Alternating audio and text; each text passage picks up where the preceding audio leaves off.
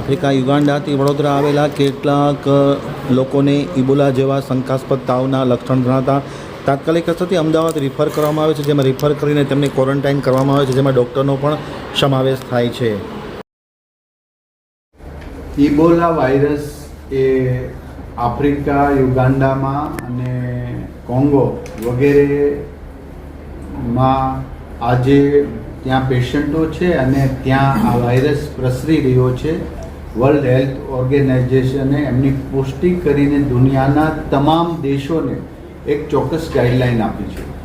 એ પ્રમાણે આ અમોરી લોકોલા નામના એક બિઝનેસમેન 5-7 દિવસ પહેલાં બોમ્બે આવે છે અને ત્યાંથી પછી બરોડા આવે છે. બરોડા એમને તાવ આવતો એવું જણાતા એને બેન્કર હોસ્પિટલમાં દાખલ કરવામાં આવ્યો અને ત્યાંથી આપણી જે ટીમ છે હેલ્થ વિભાગની એને જાણ થતાં એમને તુરંત જ અમદાવાદ સિવિલ હોસ્પિટલમાં આપણે ઇબોલા અલાયદો હોડ કરેલો છે, એમાં દાખલ કરવામાં આવ્યા છે. આ વ્યક્તિની સાથે બીજા 2 વ્યક્તિ હતા. એ હતા પેટ્રિક કાજા અને વેલેન્ટિન જોડર. આ બંને વ્યક્તિને પણ એસવીપી હોસ્પિટલમાં અલાયદા વોર્ડની અંદર દાખલ કરવામાં આવ્યા છે અને એક ડૉક્ટર સંપર્કમાં હતા, ડૉક્ટર સુનિલ મુસાના. એ સંપર્કમાં આવ્યા હતા વ્યવસાયિક, તો એમને પણ ક્વોરન્ટાઇન આમાં કરવામાં આવ્યા.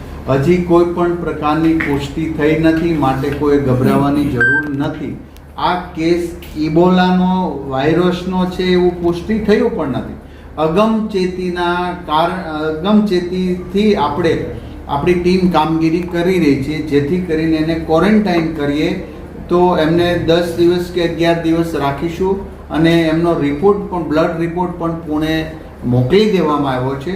આવશે પછી ખ્યાલ. અગાઉ પણ આવા જ એક વ્યક્તિનો રિપોર્ટ લઈ અને ક્વોરન્ટાઇન કરેલા હતા, પણ એમનો રિપોર્ટ નેગેટિવ આવ્યો છે. એટલે માટે કોઈ મીડિયાના માધ્યમ દ્વારા હું સાચી માહિતી આપવા માટે બધાને જણાવી રહ્યો છું, કારણ કે લોકોમાં ભય ન ફેલાય. માટે અત્યારે ભારતની અંદર કે ગુજરાતની અંદર એક પણ ઇબોલા કેસ વાયરસ ફલિત થયો નથી. માત્ર અગમચેતીના ભાગરૂપે આપણે નાનો તાવ, શરદી, ખાંસી કે એ દેશમાંથી આવનારા કોઈ પેસેન્જર હોય એમના માટે ચોકસાઈ રાખી રહ્યા છીએ, જેથી કરીને એમનું સંક્રમણ બીજી જગ્યા પર ન થાય. માટે એકદમ પેશન્ટ સેફ છે, એમને ટેમ્પરેચર પણ કંટ્રોલમાં છે.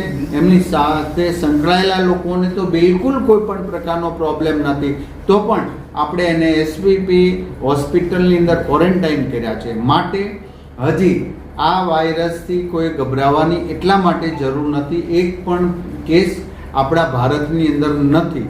ઘણીવાર વાતનાથી અથવા તો ગભરાટ ફેલાવવા માટે અનેક સોશિયલ મીડિયા દ્વારા અનેક માહિતીઓ ખોટી પહોંચતી હોય છે લોકોથી, જેથી ભય ફેલાતો હોય છે.